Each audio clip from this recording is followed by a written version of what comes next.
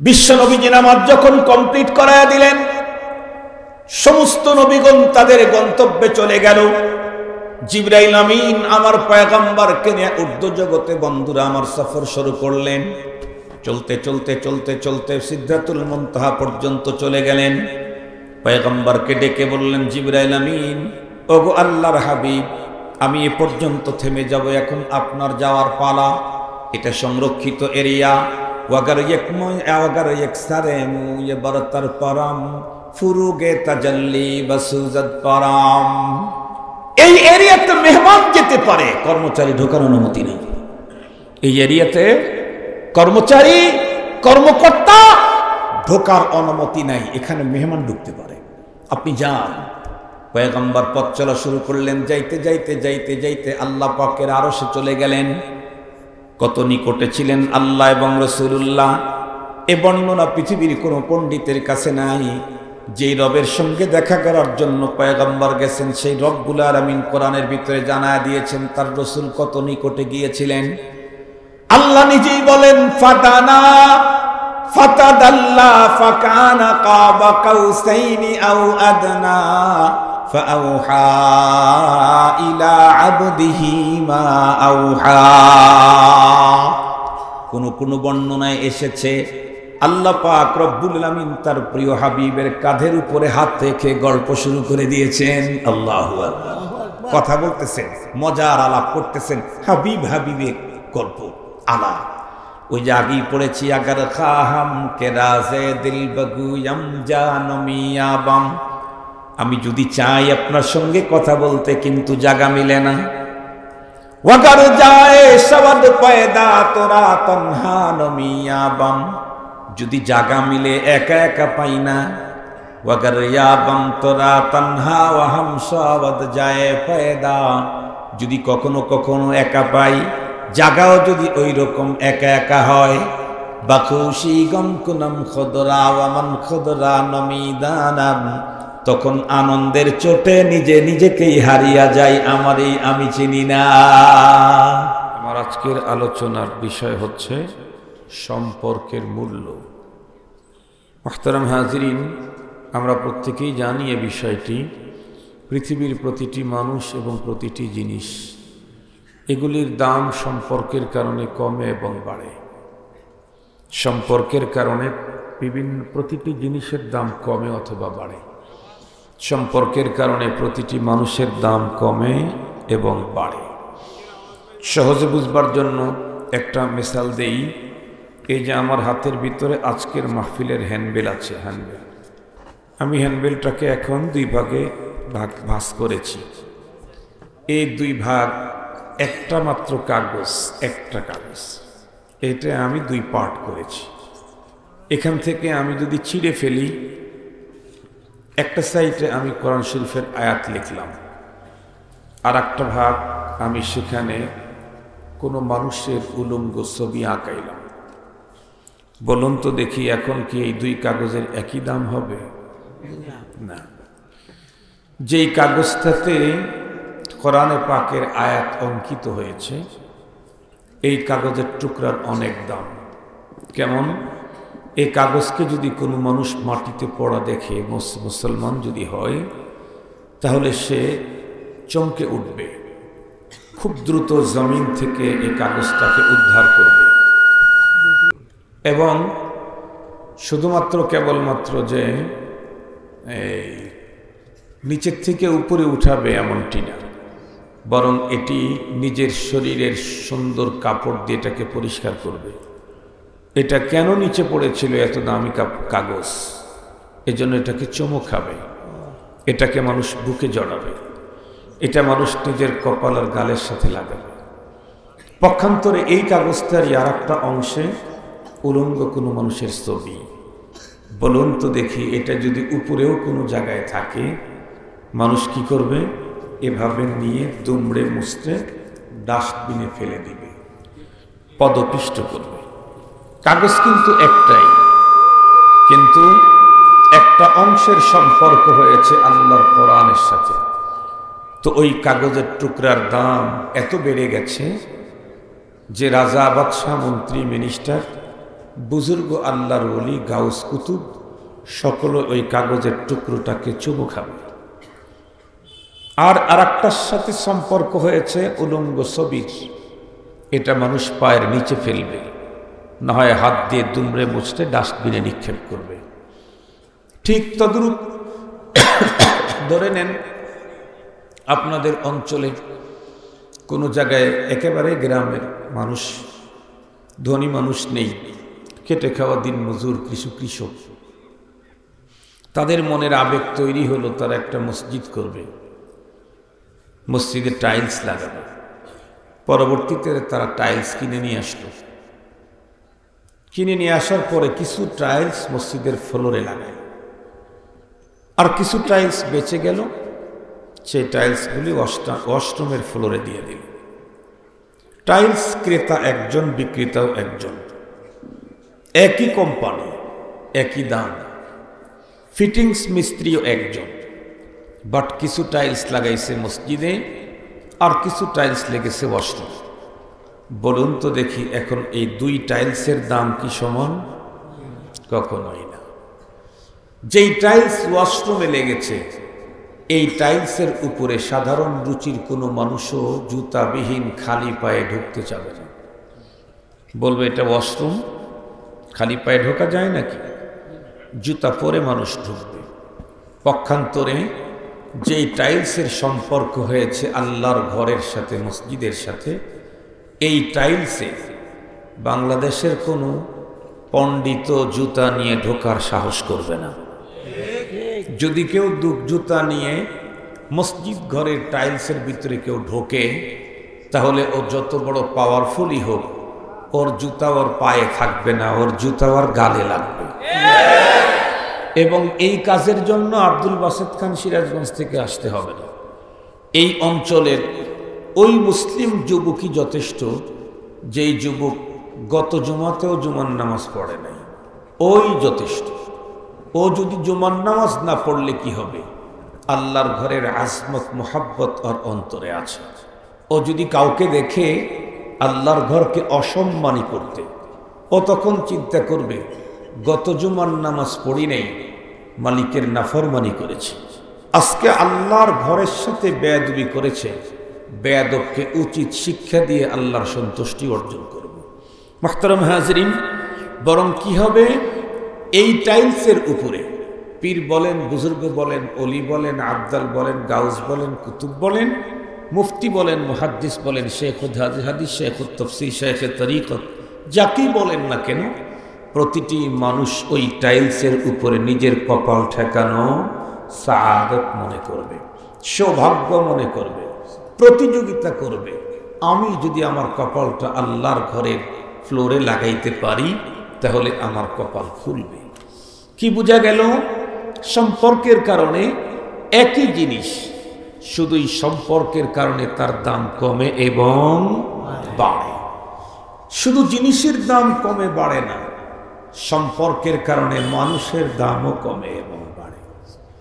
সম্পর্কের কারণে, এবং গভীরভাবে লক্ষ্য করলে দেখা যায় ব্লাড কানেকশনের চাইতে বাইরের সম্পর্কের দাম অনেক বেশি। যেমন বুঝবার জন্য একটা মিসাল দেই, ধরে নেন আমাদের দেশের কোনো অঞ্চলের কোনো এক জায়গাতে আপন দুই ভাই, হাকিকি ভাই, মা একজন বাবাও একজন, দুই ভাই, কিন্তু এই দুই ভাইয়ের ভিতরে ব্লাড কানেকশন থাকলেও বাইরের সম্পর্ক দাম আছে। এরকম সম্পর্কওয়ালা লোক কি আপনাদের সুনামগঞ্জে একটাও নাই? আছে। আপন ভাই ভাইয়ের সাথে খুব সম্পর্ক খারাপ, একজন আর একজনের ছায়াই দেখতে পারে না, একজন আর একজনকে সহ্যই করতে পারে না, একজন আর একজনের ক্ষতি করবার জন্য চেষ্টা থাকে, একজন আর একজনকে হত্যা করার ষড়যন্ত্র করে। এই জাতীয় মানুষ বাংলাদেশে আছে।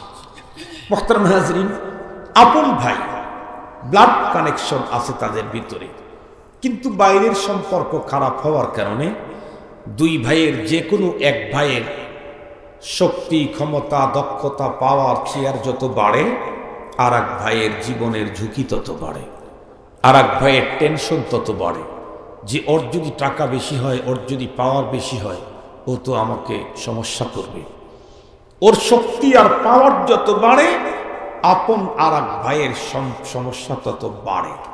পক্ষান্তরে আর একজন লোক, যেই লোকের সাথে তার এই পাওয়ারফুল ভাইয়ের সম্পর্ক সুসম্পর্ক, সে লোকটা এ দেশেরই না, একেবারে ভিন দেশের, এ ভাষার ভিন্ন ভাষা, ওর কাছে এদেশের আইডি নেই, ওর কাছে এদেশের কোনো পাসপোর্ট, কিন্তু ওর সাথে সম্পর্ক রিলেশন খুব ভালো। যেমন বিগত সময় আমরা আমাদের বাংলাদেশে দেখেছি, এদেশের অনেক মন্ত্রী এমপির সাথে কাঁটাতারের ওই পারের লোকদের সুসম্পর্ক থাকার কারণে এদেশের জনগণ, এদেশের নাগরিক হওয়ার পরে আমাদের যতটুকুন পাওয়ার না ছিল, তার চাইতে ওপারের দাদা বাবুদের পাওয়ারই বেশি ছিল। কেন? এমপির সাথে সম্পর্ক, মন্ত্রীর সাথে সম্পর্ক, খুব ভালো করে বুঝবেন। তো সুসম্পর্কের কারণে দাম কমে এবং বাড়ে। ভালো করে কথাগুলি বোঝার জন্য চেষ্টা করবেন।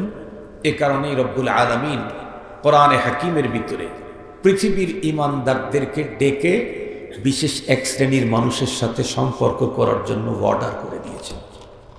আল্লাহ তাআলা বলেন, ইয়া আইয়ুহাল্লাযীনা আমানু, আল্লাহ বলেন, এই ঈমানদার, আপনি যদি ঈমানদার হয়ে থাকেন তাহলে আল্লাহ আপনাকে ডেকেছেন। আমি ঈমানদার, তো আল্লাহ আমাকে ডেকেছেন। আপনি ঈমানদার, আল্লাহ আপনাকে ডেকেছেন।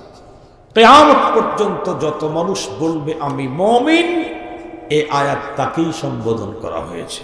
এই আয়াতে কি বলা হলো? ইয়া আইয়ুহাল্লাযীনা আমানু, হে ঈমানদারেরা, ইত্তাকুল্লাহ, তোমরা তাকওয়া অর্জন করো। প্রশ্ন, ইয়া আল্লাহ, তাকওয়া অর্জন করলে কি হবে? আল্লাহ পাক কোরআন শরীফের আরেক জায়গায় বলেন, ইন আউলিয়াউহু ইল্লাল মুত্তাকুন। তাকওয়া যদি অর্জন করো, আমি মুখতাসার মফহুম বলতেছি, তাহলে তুমি এখন আমার বান্দা আছো। তাকওয়ার মহান গুণ অর্জন করলে তুমি আমার বন্ধু হয়ে যাবে। আমরা আল্লাহর বান্দা, যেই বান্দার কাছে তাকওয়া আছে সে আল্লাহর বন্ধু। কথা বলেন, সে আল্লাহর বন্ধু। আল্লাহর কোরআনে আল্লাহ বলেছেন, ইন আউলিয়াউহু ইল্লাল মুত্তাকুন। মুত্তাকিরাই তো আল্লাহর ওলি, মুত্তাকিরাই তো আল্লাহর ওলি। এখন প্রশ্ন, আল্লাহ এত বড় মহান সম্পদ তাকওয়া, যে সম্পদের দ্বারায় তোমার বান্দা তোমার বন্ধুতে উত্তীর্ণ হয়, সেই সম্পদ পাবো কোথায়? কোন দেশে, কোন মার্কেটে, কোন বাজারে, কাদের আবিষ্কার? আল্লাহ পাক কোরআনের এই আয়াতেরই শেষের অংশে বলে দিলেন, ওয়াকুনু মা'আস সাদিকিন। এক শ্রেণীর মানুষের সাথে সম্পর্ক করো, সেটা হলো সাদিকিন, আরিফিন, কামেলিন, আহলুল্লাহ, আল্লাহওয়ালা, মুত্তাকি। এদের সাথে সম্পর্ক গড়ো, তাহলে তোমার তাকওয়ার এই গুণ অর্জন হবে। সম্পর্কের কারণে তুমি অনেক দামি হতে পারবে। মুহতারাম হাজরিন, আমরা কিছুক্ষণ আগেও মিসালের দ্বারাই বুঝেছি সম্পর্কের কারণে দাম কমে এবং বাড়ে। এখন আমি যদি সম্পর্ক করি দুনিয়াদারের সাথে, তাহলে দুনিয়াতে আমার দাম বাড়বে। আমি যদি সম্পর্ক করি দিনদারের সাথে, তাহলে আমার দাম দুনিয়াতে তো বাড়বে, মরণের পরে আরো বাড়বে। দুনিয়াদারের সাথে সম্পর্ক করলে আমার দাম কতদিন? যার সাথে সম্পর্ক গড়েছি তার দাম যতদিন, আমার দাম ততদিন। যখনই তার পাওয়ার শেষ, আমার পাওয়ারও শেষ। এটার জন্য আর লম্বা 10 মিনিট 20 মিনিটের ওয়াজ করা দরকার নাই। বাংলাদেশের 5ই আগস্টের দিন আর তারপরের কয়েকদিন দেখলেই বোঝা যায়। বিগত সময়ে আমাদের দেশে যেই লোকগুলি অস্বাভাবিক আস্ফালন দেখাতো, খুব বেশি দম্ভ দেখাতো, মনে হতো দেশটা যেন ওর বাপের কেনা, এমনই ভাব দেখাইতো। বিভিন্ন অঞ্চলে এরকম অনেক লোক ছিল, সব এলাকায় ছিল। কিছু কিছু অঞ্চলে এমন ছিল মনে হয় যেন এ টোটাল এরিয়াটা ওর বাবার কেনা, আর সমস্ত মানুষ এখানে ভাড়াটিয়া থাকে। এমন দম্ভ, এমন অহমিকা, এমন দাম্ভিকতা, এমন অহংকার, এত জুলুম করেছে। এই লোকগুলি জুলুম করছে কেন? সর্বোচ্চ চেয়ারে যে আছে তার সাথে এদের সুসম্পর্ক, এ কারণে। কিন্তু পরবর্তীতে কি দেখা গেল? সর্বোচ্চ পাওয়ার বলা যখন ৪৫ মিনিট সময় পেয়ে ঠুস করে উড়াল মেলে ওই পারে চলে গেল, তার সাথে যারা সম্পর্ক রেখে ভাব দেখিয়েছিল ওরা তো আর উড়াল মারার সুযোগ নাই। তাদেরকে দেখলাম তারা নিজের ইচ্ছাতে ১০ তলা বিল্ডিং থেকে নেমে গোপনে গোপনে যাইতে, রাত কাটাইতে সিলেটের কোনো এক জঙ্গলে কলা পাতাকে বেডশিট বানালো। মনে পড়ে নাকি? সিলেটের জঙ্গলেই তো বানাইছে। মুহতারাম হাজরিন, তার মানে দুনিয়াদারের পাওয়ার যতদিন, তার সাথে সম্পর্ক যারা করেছে তাদের পাওয়ার ততদিন। দেখেছি দুনিয়ার পাওয়ার বেশি দিন টেকে না। দুনিয়াতে যেমন রাতের পরে দিন হয়, দিনের পরে রাত হয়, এটা আল্লাহ পাকের সুন্নত। ওয়ালান তাজিদা লিসুন্নাতিল্লাহি তাহবিলা। এই সিস্টেমের চেঞ্জ পৃথিবীতে কেউ করাইতে পারবে না।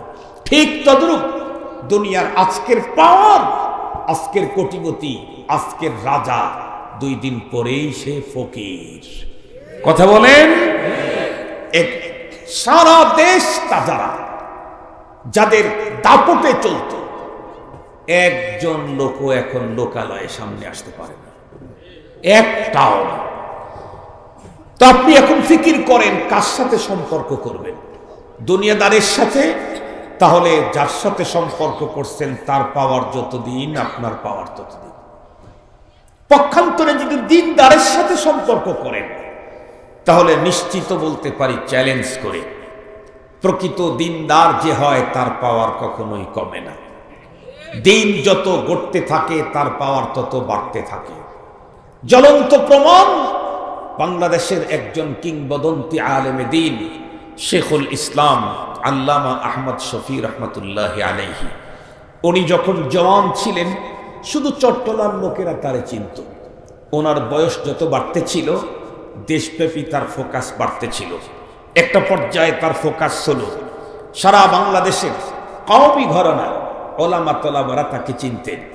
পরবর্তীতে উনি যখন আরো বুড়ো হয়ে গেলেন, নিজের পায়ের উপরে ভর করে চলতেই পারেন না, হুইল চেয়ার ছাড়া চলতে পারেন না, সেই সময় হেফাজতে ইসলামের কর্মসূচি বাস্তবায়নে উনি যখন শাপলা পর্যন্ত চলে আসলেন, তখন ওনার বিস্তৃতি পরিচয় তামাম দুনিয়াব্যাপী হয়ে গেল।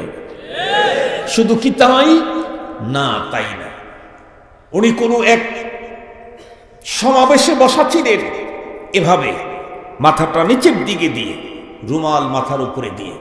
এদেশের সবচাইতে বড় দম্ভ যে মহিলাটি দেখাইত তাকেও আমরা দেখেছি বিনয়ের সাথে এসে তার কাছে দাঁড়িয়ে বাবা মার জন্য দোয়া সাহায্য করতে। কথা বলেন না কেন? দোয়া চাইতে দেখেন নাই? এই লোকগুলি যখন মরে যায় তাদের পাওয়ার তখনও কমে না। জ্বলন্ত প্রমাণ হযরতে শাহজালাল রহমাতুল্লাহি আলাইহি। সারা বাংলাদেশ থেকে মানুষ, বিশেষ করে বিগত সময় আমরা দেখেছি এদেশের রাজনৈতিক দলের সবচেয়ে বড় নেতা, বিগ নেতা, নাম্বার 1 নেতা, তারাও নির্বাচনের আগে সিলেটের মাটিতে এসে হযরতে শাহজালালের মাজার জিয়ারত করে নির্বাচনের কার্যক্রম শুরু করে। মরার পরে তার ভক্তবিন্দু, মুহাব্বত, ভালোবাসার লোক কমেছে না আরো বেড়েছে? বেড়েছে। আল্লাহর আদালতেও এই লোকগুলির পাওয়ার কমবে না। আল্লাহ পাকের রসুলকে দিয়ে আল্লাহ তাআলা স্পষ্ট জানায় দিয়েছেন, ইয়াশফাউ ইয়াউমাল কিয়ামাতি আল আম্বিয়া ওয়াল উলামা সুম্মা শুহাদা। এই হাদিসে আল্লাহ পাকের রসুল যা বলেছেন এটা আমি বুঝাবার জন্য বলি। আজকের বাংলাদেশের আদালতে আমি আব্দুল বাসিদের কোনো দাম নাই, আমার কোনো ভ্যালু নেই, হুজুরের কোনো দাম নেই। কিন্তু আল্লাহর আদালত যখন শুরু হবে, আল্লাহ তার হাবিবকে জানায় দিয়েছেন আমার আদালতে দাঁড়িয়ে কথা বলার মতো যোগ্যতা নাম্বার 1 আম্বিয়ায়ে কেরাম, দ্বিতীয় নাম্বার হলো ওয়ারাসাতুল আম্বিয়া। নবীদেরকে প্রথম এরপরে 9 নবী যারা তাদের, এরপরে দেওয়া হবে শহীদদেরকে। এরা আমার আদালতে দাঁড়াবে, তাদের মর্যাদা আমি রক্ষা করব, সুপারিশ করবে, তাদের সুপারিশ গ্রহণ করব। বলুন তো দেখি, আল্লাহওয়ালাদের দাম কমবে না বাড়তেই থাকবে? শুধু দুনিয়াতে না আখিরাতে? সঙ্গত কারণে সম্পর্ক আপনি কার সাথে তৈরি করবেন সেটা আপনার বিষয়। সম্পর্কের কারণে কি পরিমাণে দাম বাড়ে এ বিষয়টা ওয়াজাহাত করার জন্য খায়রুল কুরুনের 2 জন মানুষের ইতিহাস আমি বলবো, একেবারে কিঞ্চিত, অনেক বেশি না। ও এখানে তো গড়ি আছে। মুহতারাম হাজরিন, 2 জন মানুষের ইতিহাস আমি বলবো, 2 জন। তার ভিতরে একজন বিশ্বনবী মুহাম্মদুর রাসূলুল্লাহ সাল্লাল্লাহু আলাইহি ওয়াসাল্লাম যখন মসজিদে নববীর ইমাম, সেই মুহূর্তের মুয়াজ্জিন। নামটা কি হবে? বেলাল হাফসি রাদিয়াল্লাহু তাআলা। শুধু মসজিদে নববীর মুয়াজ্জিন বললে হবে, এখনো তো মুয়াজ্জিন আছে। বেলাল হাফসি মুয়াজ্জিন ওই টাইমে যখন মসজিদে নববীর ইমাম ওই ব্যক্তি যিনি নবীদের ইমাম, যিনি নবীদের নবী, নবীদের নবী, নবীদের ইমাম, উনি তখন মসজিদে নববীর ইমাম। সেই মুহূর্তের মুয়াজ্জিন হযরত বেলাল হাফসি রাদিয়াল্লাহু তাআলা। লোকটা কালো, কৃতদাস, ঠোঁট মোটা, শব্দের ভিতরে তেমন সৌন্দর্যতা নেই। এরপরে জন্ম হলো সুদূর হাবশায়। কিন্তু কালো হলে কি হবে, কৃতদাস হলে কি হবে, জবানের অস্পষ্টতা থাকলে কি হবে? লোকটা সম্পর্ক করেছে কার সাথে? নবীদের নবীর সাথে। সুবহানাল্লাহ বলবেন কি? কার সাথে? নবীদের নবীর সাথে। নবীদের নবীর সাথে হযরত বেলাল হাফসি রাদিয়াল্লাহু আনহু সম্পর্ক করার কারণে তার মাকাম, তার মর্যাদা, তার পজিশন কি, এটি আপনাদেরকে বুঝাইতে চাইলে আমার পয়গম্বরের জীবনের সর্বশ্রেষ্ঠ ট্যুর, সর্বশ্রেষ্ঠ সফরের কথা বলতে হবে। বলুন তো দেখি, আমার পয়গম্বরকে আল্লাহ তাআলা স্পেশাল একটা ট্যুর করাইছিলেন, যেই জাতীয় ট্যুর সফর পৃথিবীর কোনো নবী রাসূলের হয় নাই। সেই সফরের নাম মাশাআল্লাহ, আপনারা সকলে জানেন। আলহামদুলিল্লাহ, আপনাদেরকে ওয়েলকাম। মেরাজের সফর আমরা প্রত্যেকেই জানি। আমি সেখান থেকে একটা পয়েন্ট মাত্র বের করতে চাই, একটা তথ্য ওখান থেকে আপনাদেরকে শোনাইতে চাই। আপনারা প্রত্যেকেই জানেন, রব্বুল আলামিন তার হাবিবকে জানায় দিলেন, হাবিব আপনার কিন্তু আমার আরশে একদিন আমন্ত্রণ আসতে হবে। বলেন তো দেখি, আল্লাহ যখন বললেন যে আপনাকে আমার আরশে আসতে হবে, সেই দিন থেকে পয়গম্বরের অন্তরে কি মজা, কি মুহাব্বত, কি আবেগ। কেন? এ পৃথিবীতে যে যাকে মুহাব্বত করে তার দর্শনের চাইতে আর মজাদার, তৃপ্তিদায়ক কোনো বস্তু দুনিয়াতে হয় না। একজন কবি বড় চমৎকার বলে দিয়েছেন, হফতে দরিয়া গরবানু সমতর নগর দদ জানে মান, হফতে দরিয়া গরবানু সমতর নগর দদ জানে মান, শরবতে দিদারে বায়দ আজলবে মেহবুবে মান। সপ্ত দরিয়া পান করাইলেও মনের তৃষ্ণা মিটবে না, বন্ধুর সঙ্গে দেখা হলেই মিটবে সকল যন্ত্রণা। अगर खाहम के राज़े दिल बगुयम जानमियाबम, वगर जाए शवद पैदा तुरा तन्हा नुमियाबम, वगर याबम तुरा तन्हा वहम शावद जाए पैदा, बखुशी गम कुनम खुदरा वमन खुदरा नुमीदानम, बखुशी गम कुनम खुदरा वमन खुदरा नुमीदानम। उशाहिदु मन अहवा बिगैर वसीलतिन, फयल्हिकुनी शानुन अदल्लु तरीका, युवहिजु नारन थुम्मा युत्फिउ बिरश्शतिन, लिदालिका तरानी मुहरकन व गरीका। दीदार मी नुमाई व परहेज मी कुनी, आतशे माओ बाजारे खुद रात जमी कुनी, आतशे मा ও বাজারে খোদ রাতে জমি কুনি।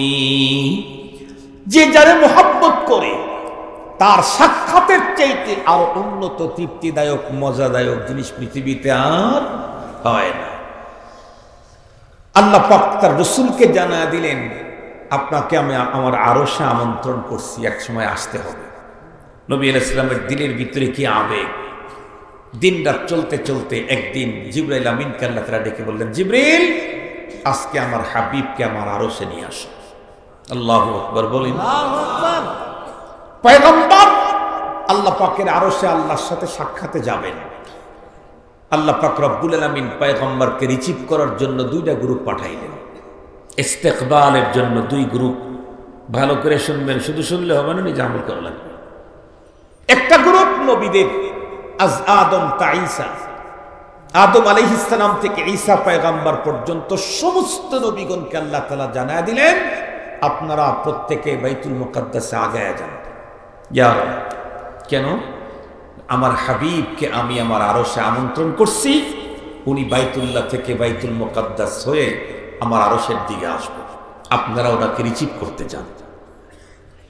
আমার হাবিবকে রিসিভ করার জন্য ওনার আব্বা পর্যন্ত আসতেন।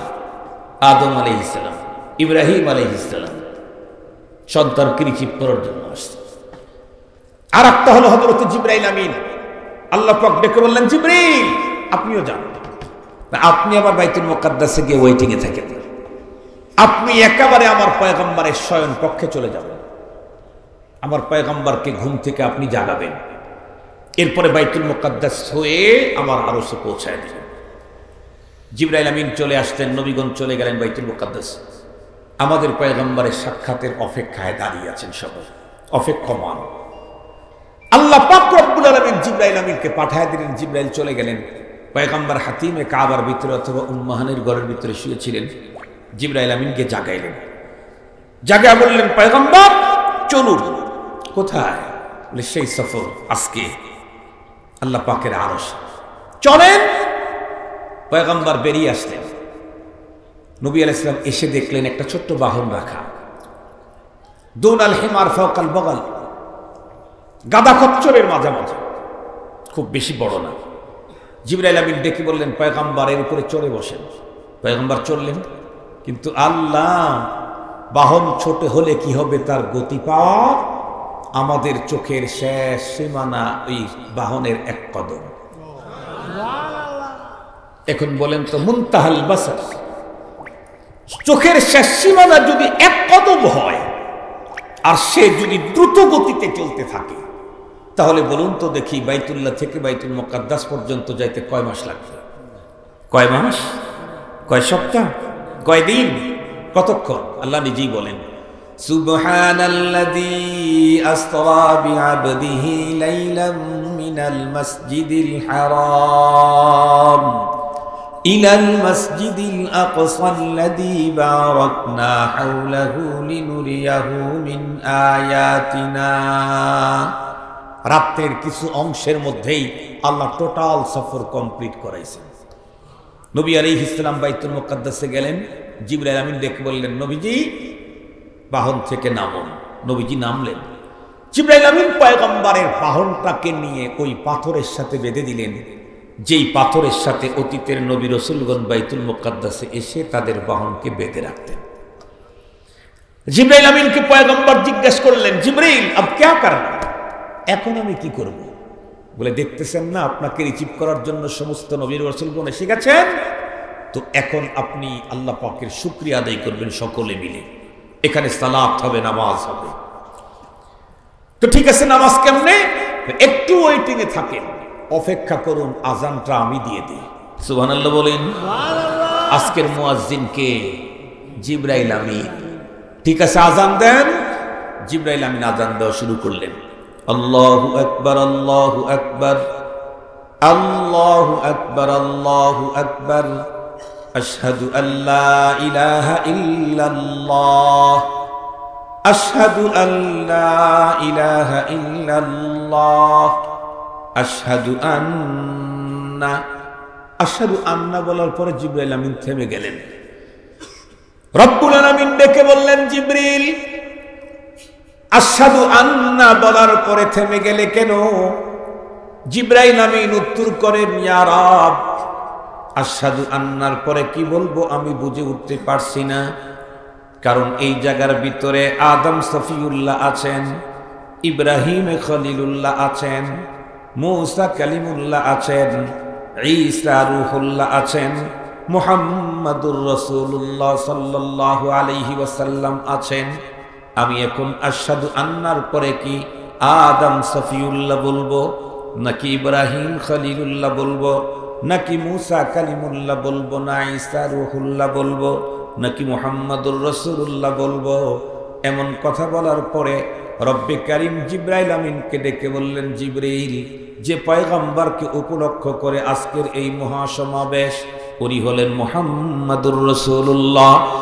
যাকে লক্ষ্য করে এই মহাসমাবেশ, যাকে সংবর্ধনা দেওয়ার জন্য সমস্ত নবী রাসূলগণকে পাঠানো হলো, সেই পয়গম্বর যেখানে থাকে অন্য কারো নাম উচ্চারণ করার পারমিশন নাই। জিবরাইল, আপনি বলেন আশহাদু আন্না মুহাম্মাদার রাসূলুল্লাহ। জিবরাইল আমিন আযান কমপ্লিট করে দিলেন। এখন মাইয়া উম্মুল আম, ইমামতি এখন কে করবে? রব্বে কারীমকে জিজ্ঞাসা করলে রব একই উত্তর দিয়ে দিলেন, জিবরিল, যেই পয়গম্বরকে টার্গেট করে সমস্ত নবীদেরকে বাইতুল মুকাদ্দাসে পাঠানো হলো, যার সৌজন্যে উনি তো আজকে ইমামতি করবেন, আমার হাবিবকে ইমামতি করতে দিন। পয়গম্বর সমস্ত নবীদেরকে নিয়ে বন্ধুরা আমার ইমামতি করলেন বাইতুল মুকাদ্দাসে। এখান থেকে একটা সবক আমাদেরকে নিতে হবে।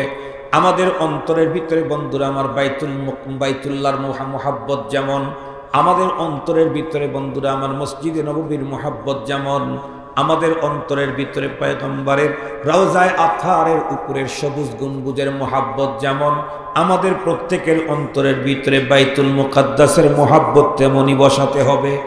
পৃথিবীর একমাত্র মসজিদ, যেই মসজিদের ভিতরে সমস্ত পয়গম্বর একত্রিত হয়ে সালাত আদায় করেছেন, এই শরফ আর ফজিলত আল্লাহ পাক বাইতুল মুকাদ্দাসকে দিয়েছেন।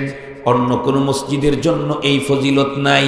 এজন্য নতুন প্রজন্মের অন্তরের ভিতরে বসাইতে হবে, বাইতুল্লাহ যেমন আমার, পয়গম্বরের রওজায়ে আতহারের উপরের সবুজ গম্বুজটা যেমন আমার, মসজিদে নববী যেমন আমার, বাইতুল মুকাদ্দাসও আমার। সঙ্গত কারণে আমরা যেখানে বাইতুল্লাহর ছবি লাগাবো, সেখানে বাইতুল মুকাদ্দাসের ছবি লাগায় রাখবো। যেই জায়গার ভিতরে পয়গম্বরের রওজায়ে আতহারের উপরের সবুজ গম্বুজের ছবি বরকতের জন্য লাগাবো, সেই জায়গার ভিতরে বাইতুল মুকাদ্দাসের ছবিও লাগায় রাখবো। তাম পৃথিবীর ইহুদিবাদদেরকে এই কথা বুঝায়া দিতে হবে, শুধুমাত্র কেবলমাত্র ফিলিস্তিনের মুসলমানদেরকে হত্যা করে কোনোদিন বাইতুল মুকাদ্দাসকে দখলে রাখা যাবে না। বাইতুল মুকাদ্দাস তো ফিলিস্তিনিদের একা না, বাইতুল মুকাদ্দাস তো শুধুমাত্র কেবলমাত্র গাজার গুটি কয়েক মুসলমানদের না।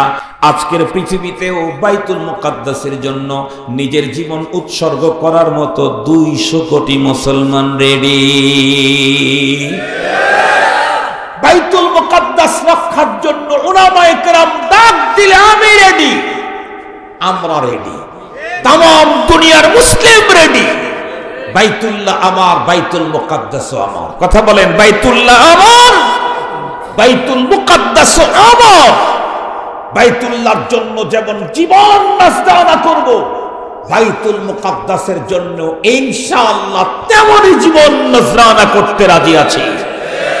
মুহতারাম হাজিরিন, বাইতুল মুকাদ্দাস যে আমার, এ কথা নতুন প্রজন্মের অন্তরে বসায় দিতে হবে। ঘরে ঘরে বাইতুল মুকাদ্দাসের ছবি লিতাবাররুক লাগায় রাখেন।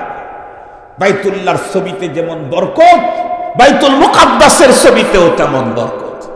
মুহতারাম হাজিরিন, এটা একমাত্র মসজিদ পৃথিবীর যেখানে সমস্ত নবীগণ একসঙ্গে জামাতের সাথে নামাজ হয়েছে। এই শরফ, এই ফজিলত বাইতুল মুকাদ্দাস। বিশ্ব নবীজি নামাজ যখন কমপ্লিট করায়া দিলেন, সমস্ত নবীগণ তাদের গন্তব্যে চলে গেল। জিবরাইল আমিন আমার পয়গম্বরকে নিয়ে ঊর্ধ্ব জগতে বন্ধুরা আমার সফর শুরু করলেন। চলতে চলতে চলতে চলতে সিদরাতুল মুনতাহা পর্যন্ত চলে গেলেন। পয়গম্বরকে ডেকে বললেন, জিবরাইল আমিন, ওগো আল্লাহর হাবিব, আমি এ পর্যন্ত থেমে যাব, এখন আপনার যাওয়ার পালা। এটা সংরক্ষিত এরিয়া। ওয়াগার ইকসারে মুয়ে বরতার পারাম ফুরুগে তাজাল্লি বাসুজাত পারাম। এই এরিয়াতে মেহমান যেতে পারে, কর্মচারী ঢোকার অনুমতি নেই। এই এরিয়াতে কর্মচারী কর্মকর্তা ঢোকার অনুমতি নাই, এখানে মেহমান ঢুকতে পারে, আপনি যান। পয়গম্বর পথ চলা শুরু করলেন। যাইতে যাইতে যাইতে যাইতে আল্লাহ পাকের আরশে চলে গেলেন। কত নিকটে ছিলেন আল্লাহ এবং রাসূলুল্লাহ। এ বর্ণনা পৃথিবীর কোনো পণ্ডিতের কাছে নাই। যেই রবের সঙ্গে দেখা করার জন্য পয়গম্বর গেছেন, সেই রব্বুল আলামিন কোরআনের ভিতরে জানায় দিয়েছেন তার রাসূল কত নিকটে গিয়েছিলেন। আল্লাহ নিজেই বলেন, ফাতানা ফাতাদাল্লা ফাকানা কাবা কাউসাইনি আও আদনা ফাআউহা ইলা আবদিহি মা আউহা। কোন বর্ণনায় এসেছে আল্লাহ পাক রব্বুল আলামিন তার প্রিয় হাবিবের কাঁধের উপরে হাত রেখে গল্প শুরু করে দিয়েছেন। আল্লাহু আকবার। কথা বলতেছেন, মজার আলাপ করতেছেন, হাবিব হাবিবের গল্প আলাপ। ওই যে আগেই পড়েছি, আগার খাহাম কে রাজে দিল বগুয়াম জানমিয়াবাম। আমি যদি চাই আপনার সঙ্গে কথা বলতে, কিন্তু জায়গা মিলে না। ওয়াগার যায় সবাদ পয়দা তোরা তনহা নমিয়াবাম। যদি জায়গা মিলে একা একা পাই না। ওয়াগার ইয়াবাম তোরা তনহা ওয়াহাম সবাদ যায় পয়দা। যদি কখনো কখনো একা পাই, জাগাও যদি ওই রকম একা একা হয়। বাখুশি গমকুনম খদরা ওয়ামান খদরা নমিদানাম। তখন আনন্দের চোটে নিজে নিজেকেই হারিয়া যাই, আমি চিনি না। আল্লাহ পাক রব্বুল আলামিন তার প্রিয় হাবিবকে ডেকে বললেন, হাবিব আমার, অসংখ্য অগণিত প্রজেক্ট আমার আছে। আল্লাহর কোরআনে আল্লাহ স্পষ্ট বলে দিয়েছেন, ওয়া ইন তাউদ্দু নি'মাতাল্লাহ ওয়া ইন তাউদ্দু নি'মাতাল্লাহি লা তুহসুহা। তোমরা যদি কিয়ামত পর্যন্ত আমার প্রজেক্ট গুনতে চাও, জিন্দেগিতে গুণে শেষ করতে পারবা না। রব্বুল আলামিন তার হাবিবকে ডেকে বললেন, হাবিব আমার তো অসংখ্য অগণিত প্রজেক্ট। এতগুলি প্রজেক্ট দেখাবার মতো কোনো সুযোগ নেই। তবে এই সফরের ভিতরে আমি আমার দুইটা প্রজেক্ট আপনাকে দেখায় দিতে চাই। একটা হলো জান্নাতের প্রজেক্ট, আর একটা হলো জাহান্নামের প্রজেক্ট। এ কারণেই তো আমরা বক্তব্য দিতে গিয়া বলি, সমস্ত নবী রাসূলগণ জান্নাত জাহান্নামের ওয়াজ করেছেন না দেখে, কিন্তু আমার পয়গম্বর জান্নাত জাহান্নামের ওয়াজ করেছেন নিজের চোখে দেখে এসে।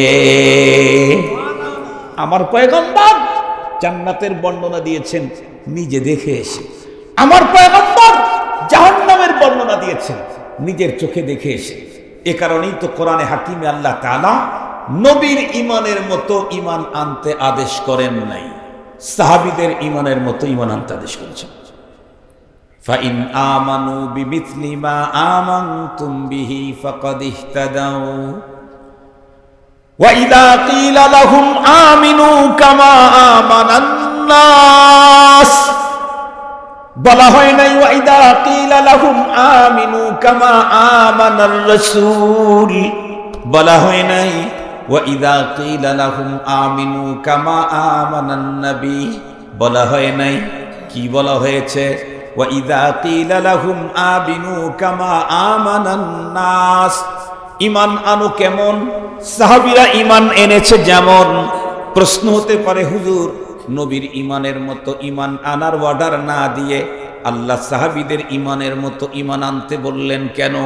কারণ পৃথিবীর কোনো একজন মানুষের পক্ষে নবীর মতো ঈমান আনা সম্ভব না। কারণ পয়গম্বরের অনেক ঈমান হলো বিল মুশাহাদা। যেমন আল্লাহর পয়গম্বর জান্নাত দেখে ঈমান এনেছেন, আপনি কি দেখার ঈমান আনার সুযোগ আছে? আল্লাহর পয়গম্বর জাহান্নাম দেখে ঈমান এনেছেন, জান্নাত দেখে ঈমান এনেছেন, রব্বুল আলামিনকে নিজে দেখে তার ঈমান। বলুন তো দেখি, তাই দুনিয়ার মানুষকে যদি বলা হতো আমিনু কামা আমানার রাসূল, তাহলে সবারই তো বন্ধুরা আমার মেরাজে যায় ওগুলো দেখে আসা লাগবে। বুঝেন নাই? বুঝছেন? এজন্য আল্লাহ তাআলা নবীর ঈমানের মতো ঈমান আনতে বলেন না, এটা সম্ভব না, এটা সম্ভব নয়। ঈমান আনতে হবে সাহাবীদের মতো, তাদের ঈমান বিল গায়েব। কথা বলেন না? সিদ্দিক আকবরও দেখা ঈমান আনেন নাই, হযরত ওমর ফারুক দেখা ঈমান আনেন নাই। খুব ভালো করে বুঝবেন মজার কথা। জিবরাইল আমিন পয়গম্বর সাল্লাল্লাহু আলাইহি ওয়াসাল্লাম বলেন, আমি যখন জান্নাতের গেট দিয়ে বিসমিল্লাহ বলে ঢুকে পড়লাম, জান্নাতের ভিতরে ঢুকে এক আশ্চর্য জিনিস দেখতে পেলাম। কি? আমি জান্নাতে ঢুকেই দেখি আমার বেলালে হাফসি জান্নাতের ভিতরে খরম পায়ে দিয়ে হাঁটাহাঁটি করে। মনে মনে ভাবতে পারেন, হুজুর জিবরিল আর বেলাল হাফসি ওই জায়গায় গেল কেমনে? তখন তো উনি ইন্তেকাল করেন নাই, ওনার তো আর মেরাজ হয় নাই, উনি গেলেন কেমনে? পয়গম্বরের মেরাজ হয়েছে, বেলাল হাফসি তখন তো মদিনায়। এমন প্রশ্ন যদি করেন, তাহলে বলবো এই পাশের দাঁড়ানো কালো আর এই পাশের দাঁড়ানো কালোগুলার দিকে তাকাইলে এই প্রশ্নের উত্তর পেয়ে যাবেন। এই যে দাঁড়ানো আছে ক্যামেরাগুলি, এর কোনো একটাতে যদি এখন লাইভ অপশন চালু করে থাকে, আমি বয়ান করতেছি শরীফপুর মাদ্রাসার স্টেজে, কিন্তু বলুন লাইভ অপশনের মাধ্যমে আমেরিকা থেকেও এখানে ঢুকলে আমাকে দেখতে পাবে কিনা? লন্ডনে দেখলে, কানাডায়, পাকিস্তানে, কাটাতারের ওই পারের লোকেরা আমাদেরকে চয়েস করে না, তারপরেও যদি লাইভে ঢোকে দেখবে যে আব্দুল বাসেত বিশেষারা ইন্ডিয়ায়। ঠিক বললাম না? ঠিক বললাম? মানুষের তৈরি করা প্রযুক্তির কারণে এক জায়গার আব্দুল বাসেতকে যদি একটা টাইমে লক্ষ জায়গায় দেখানো যায়, এই মানুষটাকে যেই রব্বুল আলামিন তৈরি করেছেন তার প্রযুক্তির মাধ্যমে মদিনার বেলালে হাফসিকে কি জান্নাতে দেখানো যায় না? খুব ভালো করে বুঝবেন কথাগুলি। আল্লাহ পাক রব্বুল আলামিন মূলত তার হাবিবকে দেখায় দিলেন, হাবিব আমার, বেলাল কালো হলে কি হবে? বেলাল কৃতদাস হলে কি হবে? বেলাল কালো হলে কি হবে? বেলাল কৃতদাস হলে কি হবে? বেলাল হাফসার মানুষ হলে কি হবে? বেলালের ঠোঁট দুটি মোটা হলে কি হবে? বেলালের জবানের অস্পষ্টতা থাকলে কি হবে? বেলাল তো সম্পর্ক করেছে নবীদের নবীর সঙ্গে। এ কারণে বেলালের মাকাম দেখে যান নিজের চোখে আমার হাবিব, বেলালের পজিশন দেখে যান নিজের চোখে আমার হাবিব। ভালো করে বুঝবেন। পক্ষান্তরে ওই যুগের আরো একজন মানুষ যার অবস্থা হযরতে বেলালে হাফসির একদম বিপরীতে। বেলালে হাফসি ছিলেন কালো, কিন্তু ওই লোকটা ছিল এত সুন্দর, এত ফর্সা, এত চমৎকার চেহারার অধিকারী। আমাদের দেশে কোনো একজন মানুষের চেহারা যদি অস্বাভাবিক সুন্দর হয়, আমাদের দেশের যুবক একজন আর একজনকে কি বলে? দেখ দেখ চেহারা না আগুন। বলে না? বলে না? না শুধু সিরাজগঞ্জে বলে না, সুনামগঞ্জে বলে? গঞ্জে গঞ্জে যেহেতু মিল আছে, গঞ্জে গঞ্জে মিল আছে না? আমি সিরাজগঞ্জ, আপনারা কোন গঞ্জ? সুনামগঞ্জ। আমাদের এলে সারা সারা দেশেই বলে, বেশি সুন্দর হলে বলে হায় হায় চেহারা না আগুন। তো বেশি সুন্দর হলে আমরা বলি আগুন। যেই লোকটার কথা আমি বলতেছি সেও খায়রুল কুরুনের মানুষ। এ লোকটার চেহারা এত বেশি সুন্দর ছিল, ওর নাম হলো আগুন না আগুনের বাবা, আবুল আহাব। কি নাম? আবুল আহাব মানে কি? কথা বলেন না কেন? আবুল আহাব মানে কি? আগুনের বাপ। লাহাব শোলা, তার বাবা। কি পরিমাণে সুন্দর, কি সিরিয়াস সুন্দর। জন্ম পৃথিবীর সবচাইতে শ্রেষ্ঠতম স্থান। আবুল আহাবের জন্ম এমন এক জমিনে, যেই জমিনের ভিতরে খানায়ে কাবা। আবুল আহাবের জন্ম এমন এক জমিনে, যেই জমিনের ভিতরে মাকামে ইব্রাহিম। আবুল আহাবের জন্ম এমন এক জমিনে, যেই জমিনের ভিতরে মাতাফ। আবুল আহাবের জন্ম এমন এক জমিনে, যেই জমিনের ভিতরে সাফা মারওয়া। আবুল আহাবের বন্ধুরা আমার জন্ম এমন এক শহরে, যেই শহরের ভিতরে বন্ধুরা আমার মিনা মুজদালিফা। আবুল আহাবের জন্ম এমন এক এরিয়াতে, যেই এরিয়ার ভিতরে আরাফা। আবুল আহাবের জন্ম এমন এক এরিয়ায়, যেই এরিয়ার ভিতরে জাবালে নূর, জাবালুর রহমা, এত উন্নত উন্নত জায়গার ভিতরে জন্ম নিল আবুল আহাব। বংশের দিক থেকে পৃথিবীর সবচাইতে সেরা। আমরা আমাদের পয়গম্বরের বংশীয় মর্যাদা বর্ণনা করতে গিয়ে যত লকব বলি সবগুলি বন্ধুরা আমার আবুল আহাবের জন্য প্রযোজ্য। আমরা আমাদের পয়গম্বরকে ইসমাইলি বলি, আবুল আহাব ইসমাইলি। আমরা আমাদের পয়গম্বরকে কুরাইশি বলি, আবুল আহাব কুরাইশি। আমরা আমাদের পয়গম্বরকে হাশিমি বলি, আবুল আহাব হাশিমি। আমরা আমাদের পয়গম্বরকে মুত্তালিবি বলি, মুত্তালিবি। আবুল আহাব ও মুত্তালিবি। গভীরভাবে নজর করলে আমার পয়গম্বর মুত্তালিবি বিল ওয়াসিতা, আবুল আহাব বন্ধুরা আমার মুত্তালিবি বিলা ওয়াসিতা। আমার পয়গম্বর মুত্তালিবি আব্দুল্লাহর মাধ্যমে, হযরতে আব্দুল্লাহ তার বাবার মাধ্যমে। আবুল আহাব মুত্তালিবি ডাইরেক্ট, কারণ আবুল আহাবের বাবার নামই হলো আব্দুল মুত্তালিব। এত সুন্দর চেহারা, এত উন্নত জায়গায় জন্ম, এত উন্নত বংশ, এরপরেও আবুল আহাব পয়গম্বরের সঙ্গে সম্পর্ক না রেখে সম্পর্ক করেছে আবু জাহাল, উতবা, সাইবার সঙ্গে। সম্পর্কটা ওই দিকে হওয়ার কারণে আবুল আহাব কি হলো, আল্লাহ পাক আবুল আহাবের ব্যাপারে চূড়ান্ত ঘোষণা দিতে গিয়ে সূরা একটা নাজিল করলেন, তাব্বাত ইয়াদা আবি লাহাবিন ওয়া তাব্ব। এক আয়াতে আল্লাহ পাক আবুল আহাবের জন্য তাব দুইটা বাজেট দিছে। তাব কয়টা? তাব্বাত ইয়াদা আবি লাহাবিন ওয়া তাব। তাব মানে ধ্বংস। তাব মানে কি? এক আয়াতের ভিতরে আবুল আহাবের ব্যাপারে আল্লাহ পাক দুইবার ধ্বংসের শব্দটা ব্যবহার করেছেন। আল্লাহ একবার বললেই তো বাঁচার কোনো উপায় নাই। কথা বলেন না কেন? একবার বললেই আর বাঁচার উপায় নাই। সেখানে একই আয়াতে দুইবার বলেছেন আবুল আহাবের জন্য তাপ, ধ্বংস, ধ্বংস। আবুল আহাব আগুনের বাবা, চেহারার কারণে আবুল আহাব বংশের পৃথিবীর সবচাইতে সেরা, জন্মস্থান পৃথিবীর সবচাইতে উন্নত জায়গা। এরপরেও সম্পর্ক আবু জাহালের সাথে হওয়ার কারণে আবুল আহাবের জন্য যদি ধ্বংস হয়, আমি খান, শেখ, সরকার, মন্ডল, গন্ডগোল এগুলি দিয়ে কোনো লাভ হবে না। সম্পর্ক যার সাথে, হাসর তোমার তার সাথে।